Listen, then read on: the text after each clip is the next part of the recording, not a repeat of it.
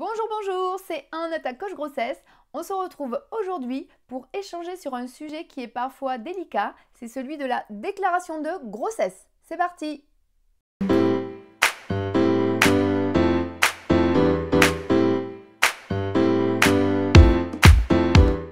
Bonjour, je suis Anne Rivière, ta coach grossesse, fondatrice de la chaîne La Grossesse dans le Move et de la page Facebook sur lesquelles je t'invite d'ailleurs à t'abonner dès à présent.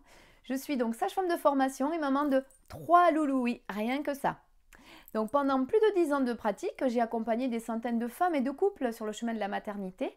Et aujourd'hui, donc, j'ai décidé de recentrer mon activité en ligne pour t'accompagner à ton tour et te donner mes astuces, mes conseils, mes secrets afin que tu puisses vivre une grossesse la plus sereine possible et un accouchement naturel, serein, hein, dans la logique de tout ce que tu es capable de faire en tant que femme. Voilà, je t'accompagnerai également donc dans les suites de ton accouchement, dans les jours et les semaines qui suivront l'arrivée de bébé dans ta vie. Et tu verras, grâce à tout ça, tu vas pouvoir vivre les choses de manière détendue et calme.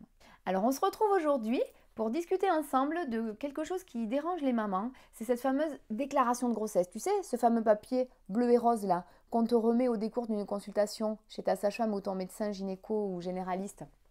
Eh bien, figure-toi que dimanche, j'étais avec une de mes amies enceintes là, qui attend son 3e enfant et qui m'a dit écoute, il faut vraiment que tu fasses une vidéo à ce sujet parce qu'on est paumé. Oui, quand on nous met, tu sais, ce fameux papier dans les mains là, eh bien, on ne sait pas ce qu'on doit faire. Alors, sache que effectivement, cette fameuse déclaration de grossesse, elle est importante parce que c'est grâce à elle que tu vas pouvoir mettre en place donc toute ta couverture sociale au sujet de la maternité. Voilà. Alors, cette déclaration de grossesse, elle doit être faite par un médecin, généraliste ou gynécologue, ou une sage-femme. Voilà.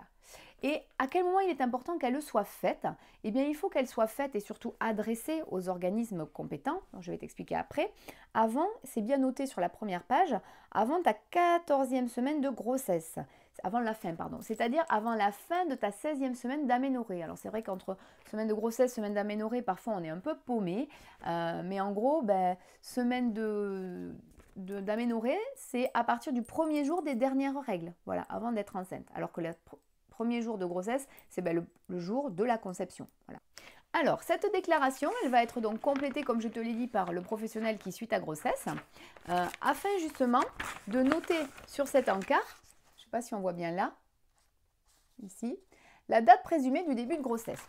D'où l'importance finalement d'attendre d'avoir fait la première échographie de grossesse qui se fait aux alentours de 12 semaines d'aménorrhée pour justement être sûr que la date donc, que tu as donnée de tes dernières règles concorde avec le terme que l'on va trouver à l'échographie. Voilà. Puisque la date de tes dernières règles va permettre de dater le début de ta grossesse et l'échographie va confirmer en fait par rapport à la longueur donc, du fœtus qui va être retrouvé cette datation de grossesse. À partir de là, étant donné que cette échographie se passe aux alentours de 12 semaines d'aménorrhée, tu es entièrement dans les temps pour compléter donc, les papiers que tu as entre les mains et les transmettre aux organismes sociaux. Alors, tu vas voir, c'est très simple. Il y a donc 3 volets dans ce papier. Le premier volet qui est un volet bleu. Le deuxième volet, les papiers parfois c'est dur à tourner.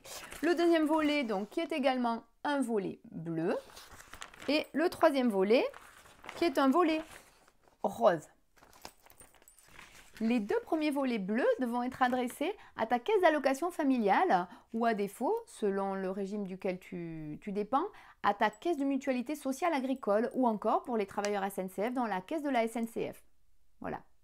Ils leur permettront d'avoir une information sur le début de ta grossesse afin de pouvoir calculer tes droits le moment venu. Le troisième volet, donc ce fameux volet rose, sera adressé à la caisse d'assurance maladie de laquelle tu dépends. Donc ça peut être la caisse primaire d'assurance maladie pour les personnes affiliées au régime général, le RSI pour les personnes indépendantes, etc., etc. Voilà, ça tu sais, tu connais la caisse de laquelle tu dépends.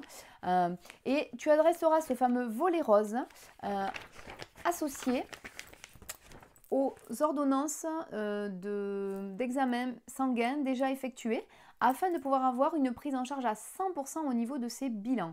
Puisque ce qui est important que tu saches, c'est que pendant ta grossesse, il y a 7 examens médicaux obligatoires qui vont être remboursés à 100%, et ce dès le début de ta grossesse, ainsi que tous les examens sanguins obligatoires qui eux sont également pris en charge à 100% par ta caisse d'assurance maladie. Voilà. Sinon, la prise en charge maternité à 100% aura lieu à partir du premier jour du 6e mois de ta grossesse. Voilà, jusque-là, il te faudra faire donc la fameuse avance des frais lors de tes consultations, sur tout ce qui ne fait pas partie des consultations ou examens médicaux obligatoires.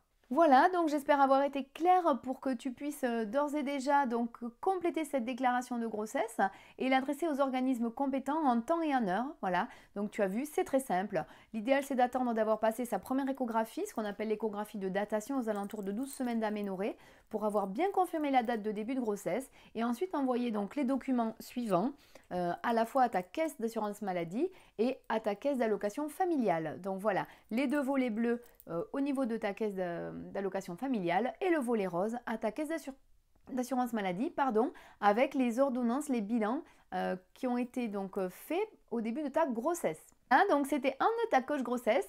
Donc j'espère que tu as aimé cette vidéo, et si c'est le cas d'ailleurs, pense à me laisser un commentaire à ce sujet et à la partager à une amie et à la liker. Pense également à télécharger mon e-book gratuit que je t'offre ici, afin de pouvoir avoir mes 11 astuces pour réussir ton accouchement naturel. Voilà, on se retrouve bientôt et je te souhaite une belle journée et un happy day. Bye bye!